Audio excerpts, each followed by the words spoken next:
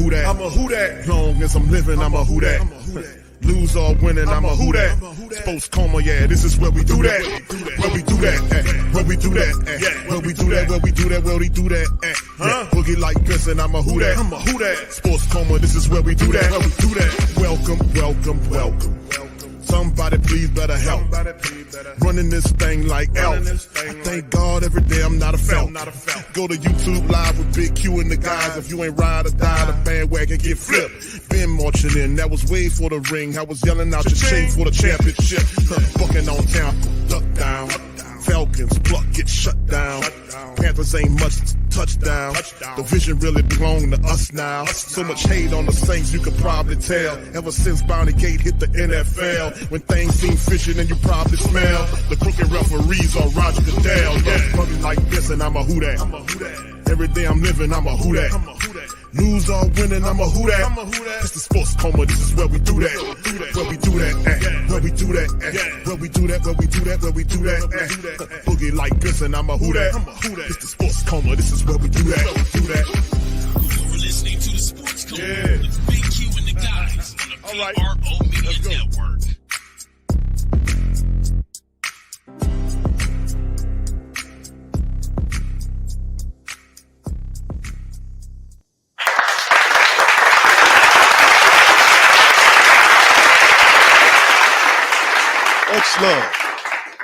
Much love to the mighty Who Dat Nation. Much love. What's poppin'? Sports Coma representing the great Saint Think Tank. Like I've been saying for some time now, welcome, welcome, welcome. You're now rocking with Sports Coma with Big Q and the guys, where we have intense, entertaining, educating, and enlightening sport talk from your favorite sports fam.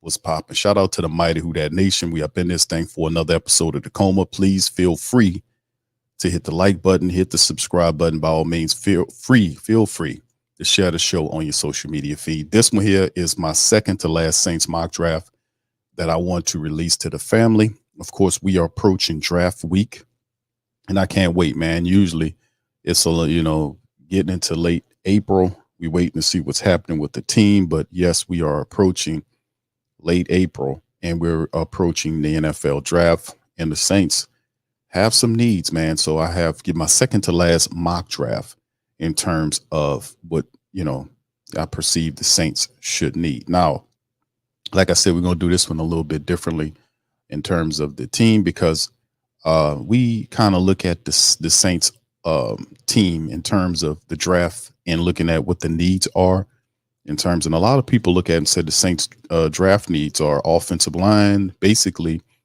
offensive and defensive line. We got a lot of pass rushers, and a lot of family members of Sans Q. Shout out to you guys for commenting that shouldn't we need some more pass rushers? And you add Chase Young along with Cam. You still have former first round draft pick Peyton Turner. You still have former second round pick Isaiah Foskey there. So you don't want to keep adding guys. And then up under those guys, depending on what you do with Tanu Passanio, that'll be interesting to see. And the Saints have some developmental prospects. And I'm not against adding more pass rushers later on in the draft, or if you have one that falls to you that is a very high graded defensive pass rusher, that you wouldn't look at that person and say, hey, man, let's get this guy and go ahead and bring him onto the team. So like I said, let's kind of bring up some of this stuff right here for the team. So, this is an official depth chart right here laid out here. As you can see, Carl Granderson, I failed to mention him. Carl Granderson, Chase Young, they are put, let's say a healthy Chase Young is there at the opposite end position with Carl Granderson. That slides Cam to the situational pass rusher. Perhaps at times the Saints can kick Cam Jordan inside. So you have that going on. Then you have Passanio. Do the Saints then, and I've been saying this for a while, Tanu Passanio needs to be kicked inside. Spend a lot of his time, and at times the Saints did that last year, but he's 6'7", he's 300 plus pounds. He's not a big plodding, slowful person. He's a big, and I ain't gonna say fast, but he is a difficult person to cover if you're an offensive lineman to stop Tanu Passanio, because he's 6'7", he has long wing arm span, He bats balls down inside. So it'll be a tough situation for any quarterback that's opposing that level of player.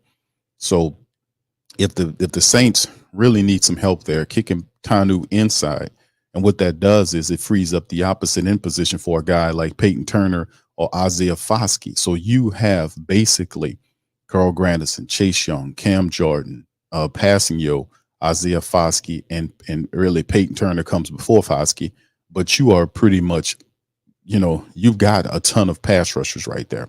Now, injuries do occur, but with 2, 4, 6 guys, you don't anticipate you may maybe losing 1 or 2 of those guys.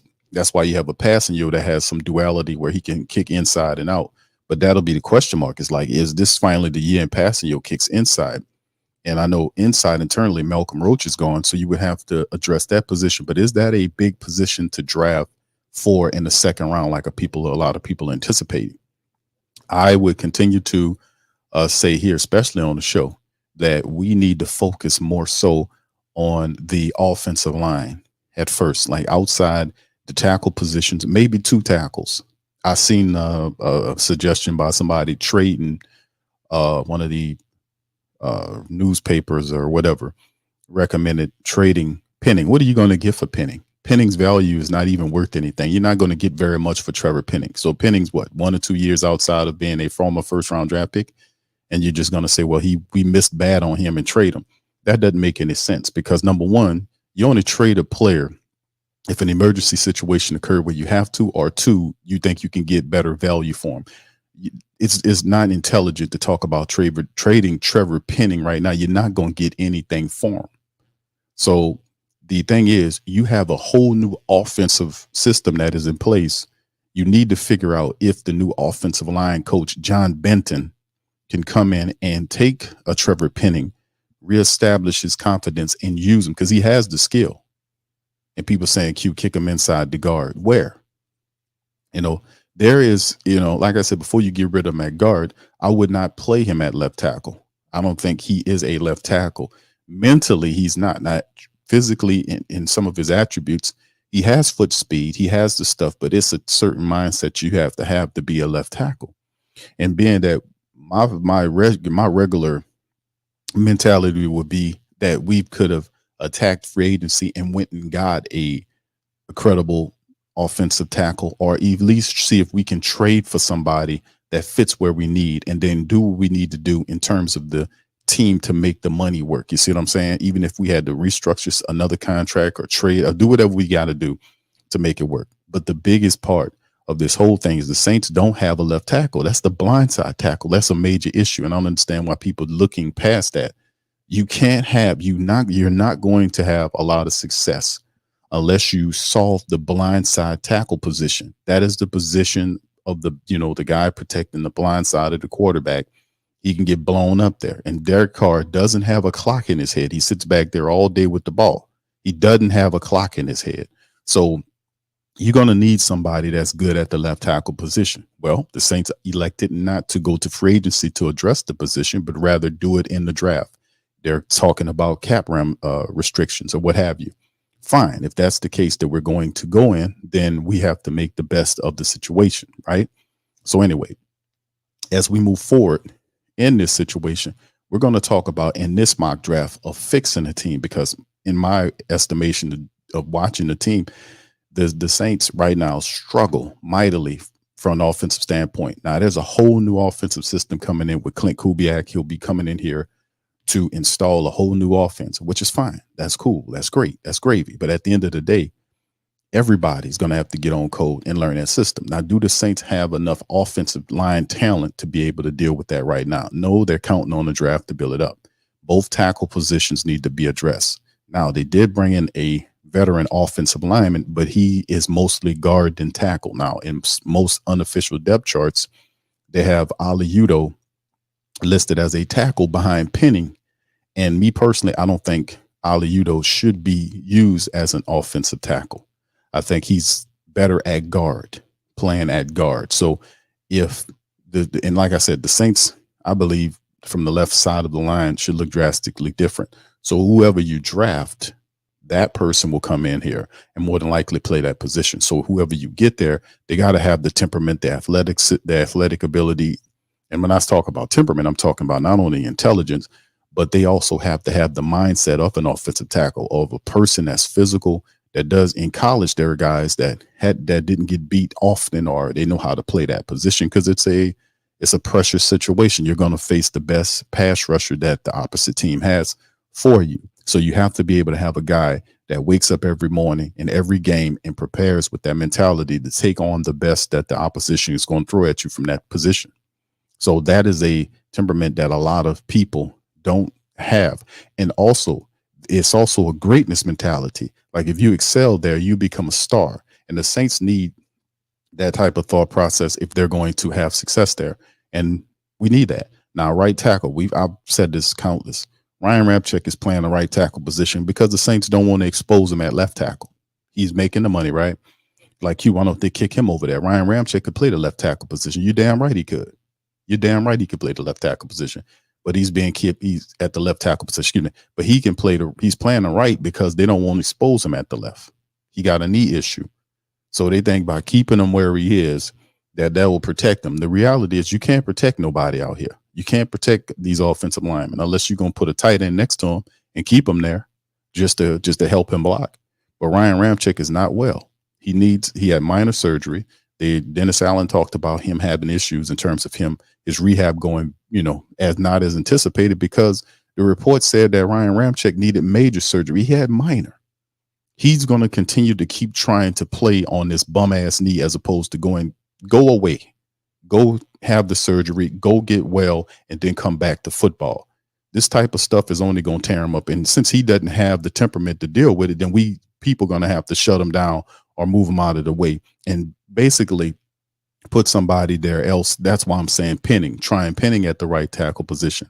You're going to basically, the way the Saints playing it anyway, we're going to have basically fresh offensive linemen there anyway. Both of the tackle positions are going to be, if Ram can't get it together, then both of them are going to be young offensive linemen anyway. And Ali Udo, at the end of the day, I think he should be kicked inside over James Hurst because Hurst he's not the swing lineman that we, thought we was. He's deteriorated severely. Last year, he looked crappy.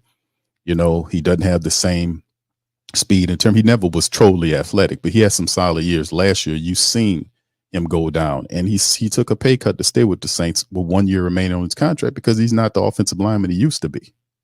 I mean, he's a solid veteran he's a veteran, not so much solid that you would have if injuries popped up. But Ali Udo, to me, more than likely will be the guy that should be your new left guard. So you have a new left tackle, you have a new left guard, and then it goes McCoy, Ruiz, and if Ram's not there, probably pinning on that side. But I don't think, but maybe Benton, and they're thinking that, hey, man, let's try him at the left tackle position. John Benton, could make it work. I have the keys to unlock Trevor Penning. That's what John Benton perhaps is saying, because the Saints damn sure when they changed all this stuff up, they didn't go and attack the offensive line. They added one lineman. They added one lineman to the team, which is very interesting. So we'll dig into this. Also, we're going to see about the wide receiver position. The Saints added 3 new wide receivers to the wide receiver room. They added Cedric Wilson Jr., a 6-year veteran, been with the Cowboys, the Dolphins, a solid work type wide receiver. Nothing spectacular about Cedric Wilson, but he's a veteran who comes to work, and he's not spectacular, but a solid wide receiver. We'll see how he looks. And then, of course, the Saints did add Equanimeous, I hope I'm saying this right, Equanimeous St. Brown, who's been basically an underachiever since he came into the league. Big physical wide receiver out of Notre Dame. His brother is Amon St. Brown, who's just a baller. So we're hoping some of that rubs up on St. Brown, which he's been an underachiever since he got into the league. But coming here, he is an interesting wide receiver. He looks the part, but can we get him in line? Can we get him on par? Could the new wide receivers coach get him to realize his potential? Special teams wide receiver Stanley Morgan Jr. has a speed asset to him, but a lot of questions with some of these guys. So you might want to look at that. But you have Chris Olave, Rashid Shaheed, and A.T. Perry at the wide receiver position. And then everything else flows, right? We are pretty decent everywhere else. We've seen what the Saints did I don't think they take a quarterback in the draft. Them getting Kelly Mond and then adding Nate Peterman, and then you have Jake Hayner, who was recent reports saying that he was actually working with John Gruden. That's very interesting. That Jake Hayner was working with John Gruden to get his game together, because Jake Hayner understands that in this year here, he has an opportunity to solidify himself as a backup quarterback. Now, if Derek Carr, God forbid, gets hurt, the Saints could be in trouble if in a pressurized year. If Carr misses any severe time, Peterman, Jake Hayner, and Kelly Mond, who of course they'll keep 3, and you don't forget to throw Taysom in there, because they're not going to stop doing the Taysom stuff. That's also something we have to look at. And of course, we'll look at that. The linebacker position. Do we need any extra linebackers? The Saints did sign Willie Gay Jr. To replace Zach Bond, and he's an upgrade there. Reports said that he'll push for a starting job. I'm thinking that might be the Pete Werner job. I think Demario Davis is pretty solidified. They added Kaliki Hudson as a special teams player there, coming over from Washington. So he'll be there with some of the people, but do the Saints still have to step in there and add a linebacker to the fray? I think secondary wise, we can use some help. We can use a future cornerback there, because, it's looking kind of, if we have issues with our cornerbacks outside of Lattimore, Paulson, Adebo, and Alante Taylor, the Saints could suffer a bit, so we might need to look at a cornerback. And then, of course, our young safety approach. Jordan Howden steps in there, but outside of Jordan Howden, safety needs to be a position that the Saints look at too as well in the draft. So a couple of things to kind of look at, because remember, over this year and the next year, the Saints will be doing the cheap man stuff because of the obvious situations going on with their cap situation that they themselves created, not just COVID. All right. So anyway. All right. So just to let the family members know, in this particular mock draft, I made a trade. I wanted to get another pick to kind of move up there. So I packaged picks 150 and 170 with the New York Jets to move up to 111. So that is a big jump. So I used 150, 170. Like I said, we have a bunch of picks here, but I wanted to climb higher in the draft to have an extra pick to try to get inside where we can attack some of the needs with some of these higher picks. So this is one of the picks that I did with the Jets, just to make sure, and it'd probably be the only trade that I do in the mock draft, but it was very important for me to climb in the draft. So once again, I gave up 2 picks, 150 and 170, to kind of climb to 111. And I did that with the Jets. So just to let you know that before we get going. All right. So what's going on, fam? Like, after I showed you guys the trade, this is what the mock draft looks like for us. And listen, like I said, this is my second last Saints mock draft, looking at some of the keys or the players that we need to add for depth purposes. And this is going in the mindset of the team, dealing with the type of issues in terms of the cap situation for this year and next year. So you want to have some talent here to kind of help out, being that the Saints are position themselves like a cap strap team. Now, I think cap finally, the cap for the black and gold right now is roughly over, I think it's like $8 million that we still kind of stuck on that. We're not very in terms of rich team for the black and gold right now. So we have to operate, like we said, the Saints will have to operate through the draft to gain talent. So yeah, right. Well, actually right now, be sure to you guys, over the cap is showing the Saints have roughly just over $4 million. I mean, excuse me, I'm sorry, $8 million. I was looking at the special team side of things, but yeah, just over $8 million in cap. And they're going to be playing the game of getting draft picks and undrafted guys to kind of help build a team moving forward. Now let's get back to my mock draft here. As you can see, the first thing I got at 14 is Alu Fashanu, the big offensive tackle from Penn State. Now, I've mocked him before, and the reason why he fell to me at 14. We seen Fatanu and a few other guys that were available, but I like Alu Fashanu. He's a guy that could really bring some stuff. He played the left tackle position, has a good 40-yard time. He's a 5'11" in the 40-yard dash. Good, moves pretty well. He played a lot of left tackle, for the team. He was the top offensive lineman, all Big Ten conference player. But he has some injury issue at the back of the 22nd season of 2022. But he's in first team All-Associated Press, Big Ten Conference Player of the Year. He was a finalist for an award He started 12 games at that position. So he plays the left tackle position, which is the money position. Now, a lot of people talk about his potential. This guy is a really solid player. But I think with Alu Fashanu is that a lot of people look at the fact that sometimes he tends to kind of lean a little bit and slide inconsistently in terms of his footwork. But what Alu Fashanu is he's a special talent. He plays with a certain edge and meanness. He's under control. He's extremely athletic, and he's a guy that's really heady. So this is a player. If you draft Fulano Fashanu at 6'6", 312, this guy would be your starter for the next 5 to 10 years. And he is a person, like, he's an offensive lineman that will do really well at the left tackle position. Like I said, he played it in college. It's not something that you look at and say, well, you know, I think this guy could really help out based upon what the Saints model is currently. All right, so the first pick is Alu Fashanu. Okay, let's look at the second one. The second pick, 45 for me, was T'Vondre Sweat. Now, listen, a lot of people gonna say Q, he gonna slide because he did have an issue. Sweat had an issue. He had a DWI arrest that happened in early April. So a lot of people thinking because of that DWI arrest that he will slide a bit. Now, listen, a lot of people think that T'Vondre Sweat is a first-round talent. He's extremely quick. He's a 5'2" in the 40 for a guy that's 366 pounds and almost 6'5". That's amazing. I mean, he's extremely athletic. Has all this stuff going. Honorable mention, all Big 12, played, you know, and did all, you know, he's not only just a big lumbering guy, he also provides a push. So he helps you with your run support. I think he's just a terrific player. If you look, but all these accolades, first team AP All-American, Big 12 Defensive Player of the Year, first team All Big 12 Conference, played in 14 games, 45 tackles, 8 tackles for a loss, 2 sacks, 4 pass breakups, a blocked field goal.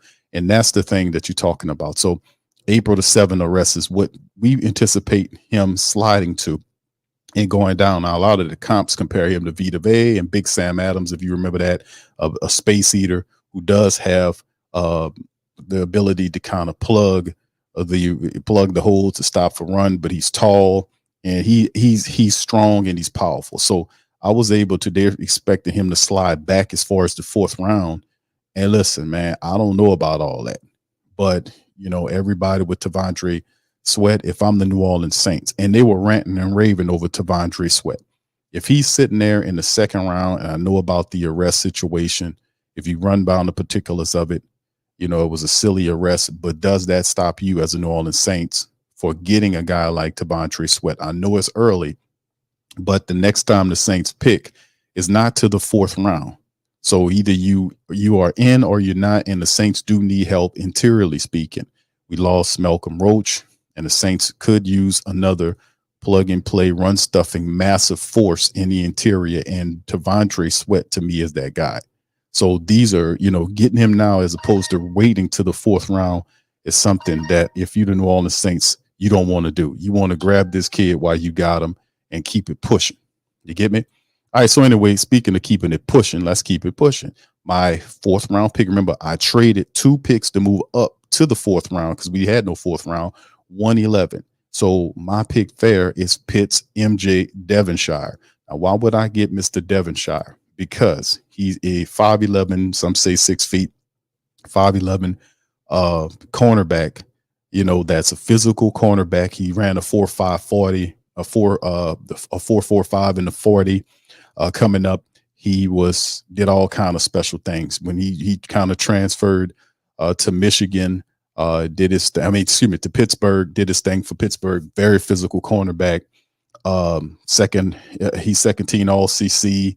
Led the team with 4 picks this past season. Played in 12 games, had 9 starts, and he's just a phenomenal player. Now, you know, like I said, he's some people have him 5'11", some have him 6 feet tall, just under 200 pounds.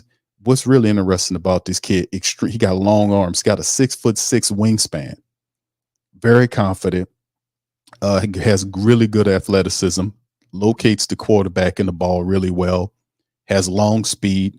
He got good quickness as well. not stiff, very fluid, can move around, do various things for you. And I think the knock on him is he got to get better seeing what he's looking at, and he has to get better in terms of being more aggressive as a tackler.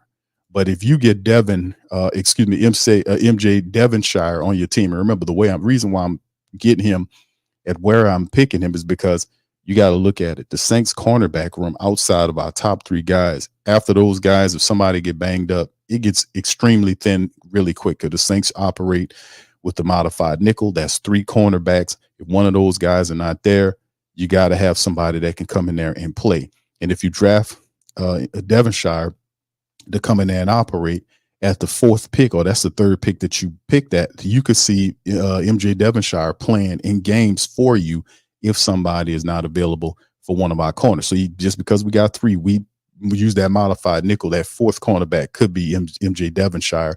And I think a guy like Joe Woods, who is our defensive coordinator, his specialty is taking care of the cornerbacks. I think he can develop this guy who's from Pitt into a very solid potential starter for the Saints moving forward. All right. Okay, let's keep it bucking.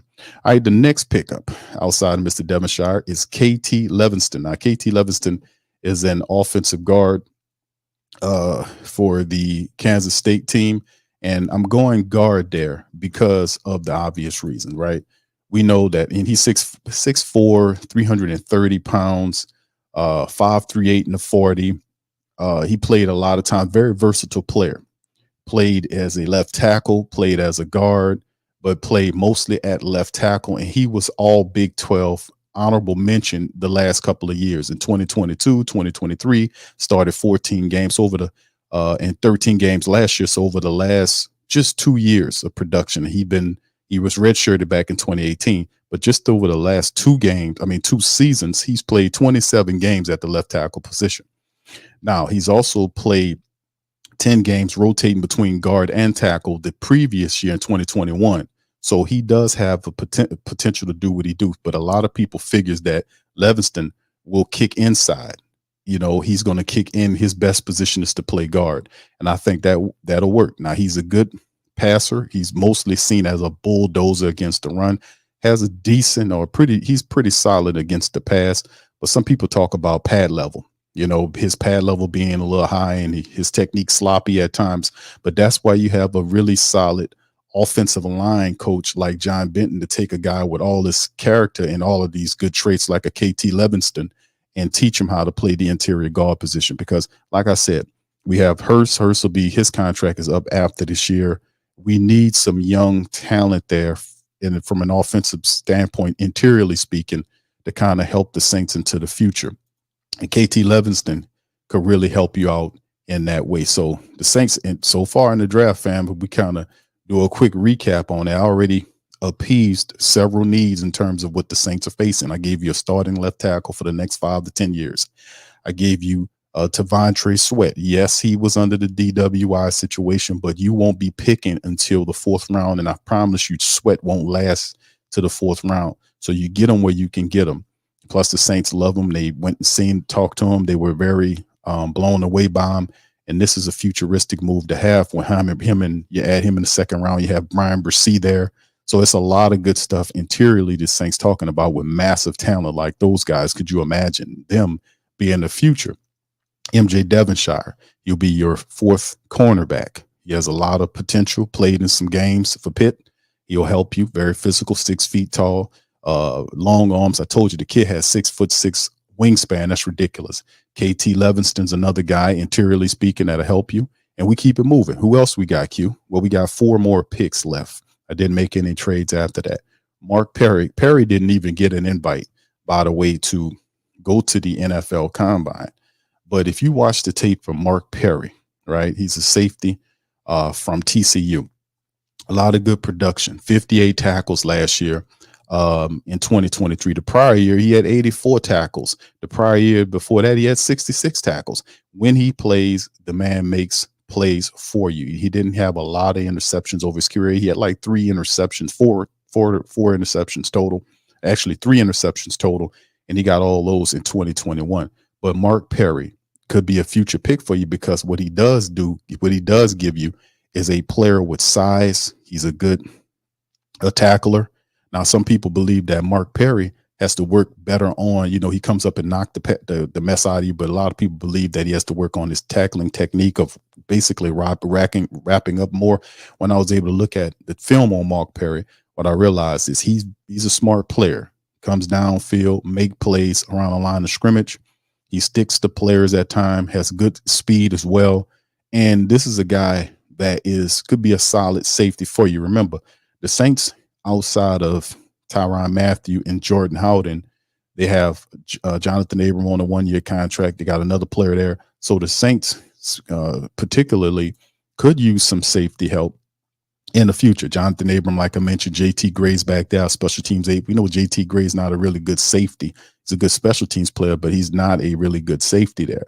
So if you're the black and gold, you kind of look into the future, and Mark Perry paired with Jordan Howden in the future could be an interesting look for the black and gold. And I like him. I like Mark Perry a lot. It was very interesting that they didn't invite him to the combine. I wonder why that was the case. All right, then we go wide receiver. That's right. We go wide receiver. Says Q, you got 2 Michigan guys. It didn't. Excuse me, not Michigan. You have one Michigan guy there in Cornelius Johnson. Now I talked about Cephas, the wide receiver Cephas, but Cornelius Johnson is a big physical wide receiver. Now we like we like our height in our wide receivers. We like them to be tall wide receivers, 6'3", 6'4", but also have speed. Now we talk about guys like A.T. Perry, who are really good at what they do, have to improve to get better. But A.T. Perry is an X factor, by the way. But this guy, Cornelius Johnson from the University of Michigan, 6'3", big hands, good speed too. He fits that same measurement. He ran the 4.44 in the 40 at the combine, so he has size and speed. And the great thing about Cornelius is that he's a guy that won all of his jump balls, all of the jump balls and the physical going up to go and get the ball. That's his best skill. He can do his thing, get upfield, and if you need to jump, he has that. Really very solid player. Wide receiver coach can work with this guy. Perhaps he can turn him into something for us.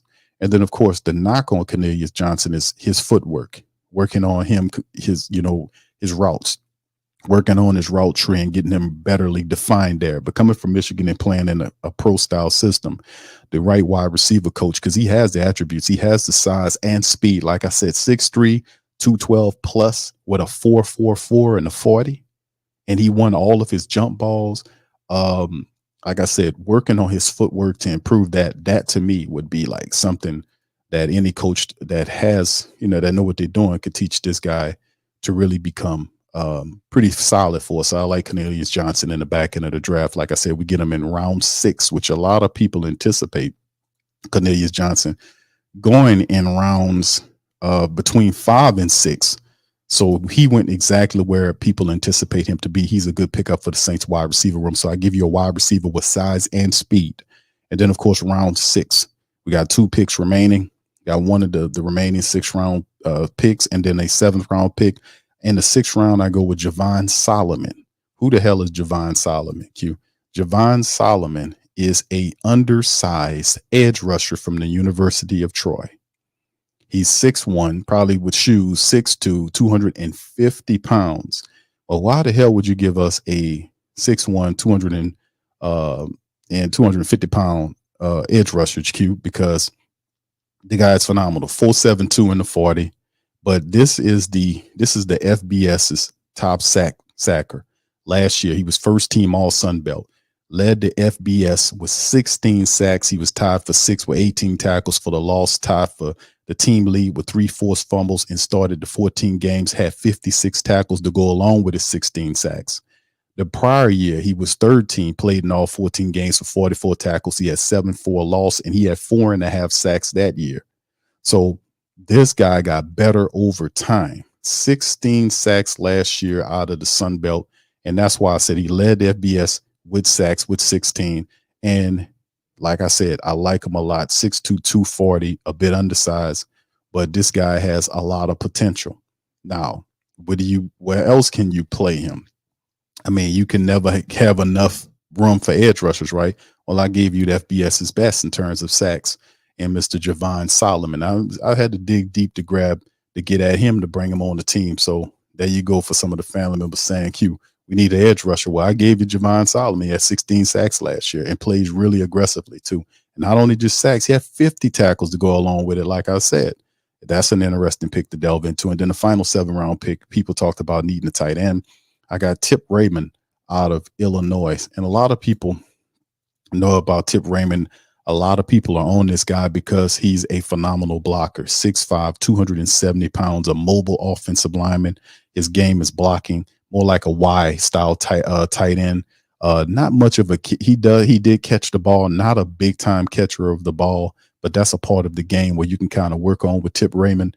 And I think he's a guy that is definitely a developmental tight end prospect. He has the right mindset, but you can use him, like I said, the wide tight end position. There's some discussion where you can even use him as a fullback, and that's the type of players we want. We want players, not just a fullback, but we need a guy that can do multiple things. We need a fullback, a tight end that can play fullback and play fullback well. Tip Raymond could come in there at 6'5", 270, block for you, also be a fullback for you. And then, like, they didn't use him as a pass catching tight end last year. They used him mostly as blocker, but he was a guy that they did throw the ball to in some portions of the game. Like in 2023, he played in 12 games. He had 19 catches. He averaged 11 yards per catch, and he did have 3 touchdowns. So we ain't gonna say like he's just mostly a blocking tight end. They just didn't really use him that much as pass catching, like outside what I said. But he does have that potentiality as well. And if you can bring this guy onto your team, hey man, that could really help out, man. You see. So anyway, that's my mock draft. This mock draft. Like I said, I made a trade to kind of get back into the 4th round. I took 2 picks and packaged to move up as high as I could without sacrificing picks for the following year. I was able to climb with 2 picks up to 111.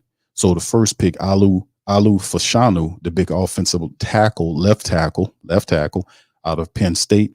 He's your new left tackle for the black and gold.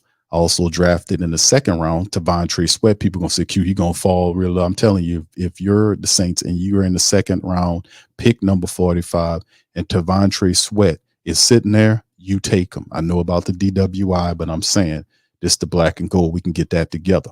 Tavontre Sweat, big time talent, too big to ignore. He fills in the reserve tackle position that we want to have, with Malcolm Roach gone. Imagine Tavontre Sweat there with Brian Bresee as rotational guys there. I mean, you would never be able to run on the Saints. So I give you a defensive tackle of the future. With the 4th pick that I traded up to get 111, I took MJ Devonshire, cornerback, 6 feet tall, 190 pounds, 95 pounds, something like that, out of University of Pitt, 6'6" wingspan, very confident, big cornerback, played in a lot of really good games. He gets interceptions, deflections, plays with a high degree of confidence. And the kid's no joke, man. He's a solid cornerback. It was good to get him at the 111 in the 4th round. And what that does is it gives us a cornerback of the future. Marshawn Lattimore dealt with injuries last year. Paulson Adebo was played up. Alante Taylor he's going to step his game up. And then we play mostly 3 cornerbacks anyway. You need a cornerback, the 4th cornerback, and having MJ Devonshire as the 4th cornerback listen, Coach Woods, Joe Woods will love this kid.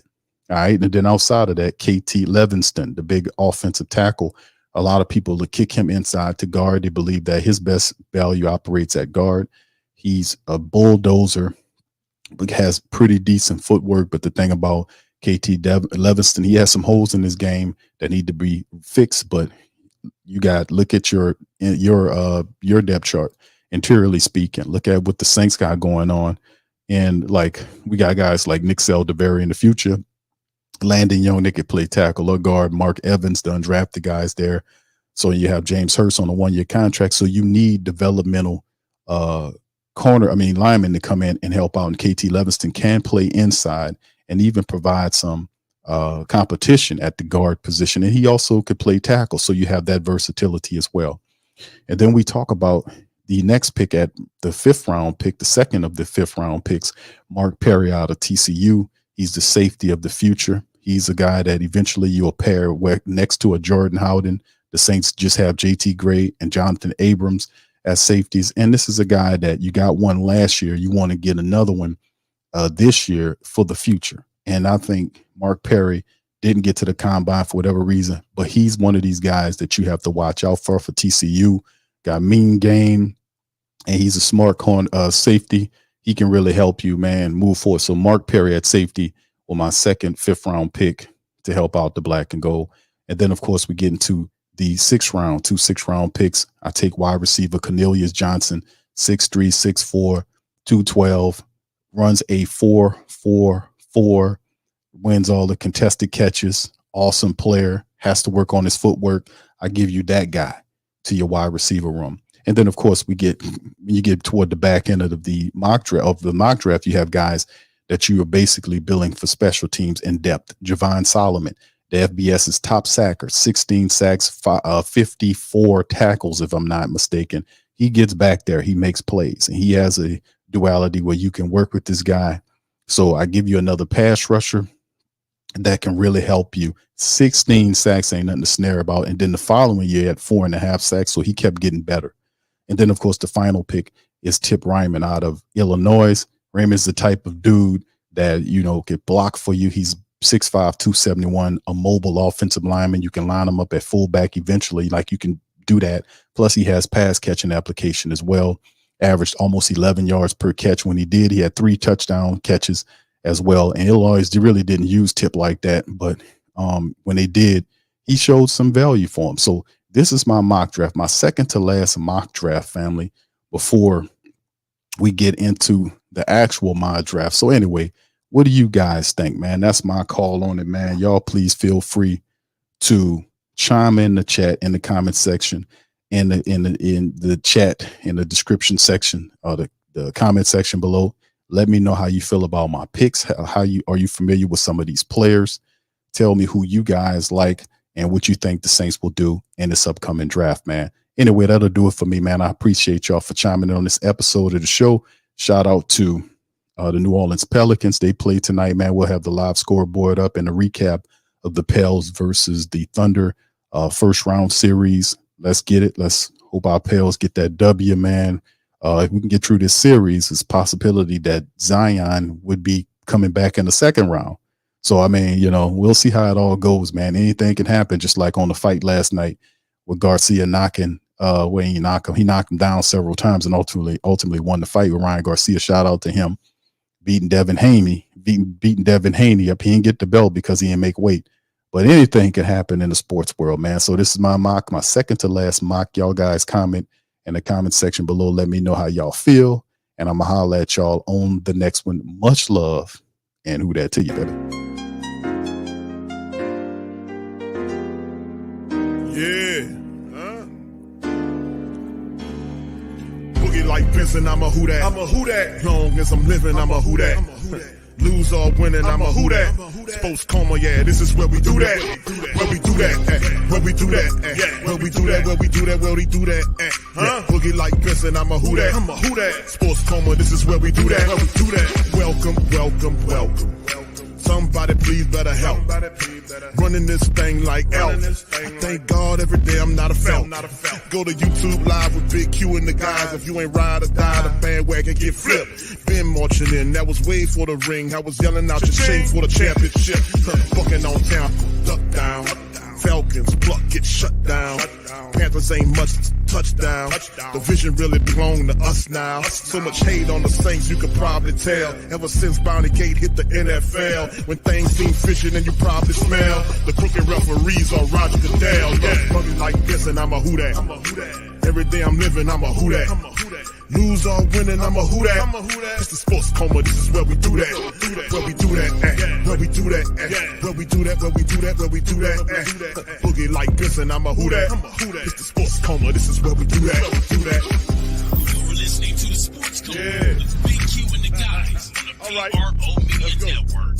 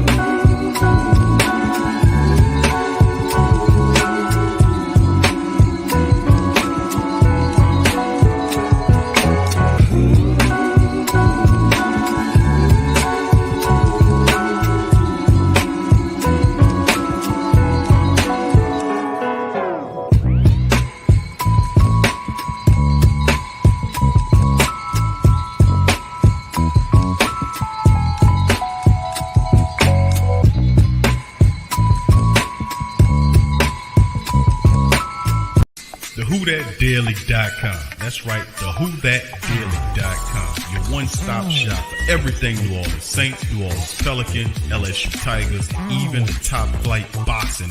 So if you're a Who That and you're looking for a place to stay up on your team, WhoThatDaily.com is your site. The WhoThatDaily.com for the sport Who That in all of us. That's right, the Pro Shop is the platform store where you can go and buy all the latest merch to support the platform. Available at the Pro Shops, we have dozens of hundreds of products available for you and your family. Unisex tees for men and women, hoodies and sweatshirts, tank tops, kids and baby items, long sleeve tees, mugs, pillows, wall art, bath bedding, face masks, phone cases, stickers, bags, fanny packs, socks, hats, and many other items. Please feel free to check out the Pro Shops. The link is in the description section below. And remember, it helps the platform continue to grow. Check out the Pro Shop and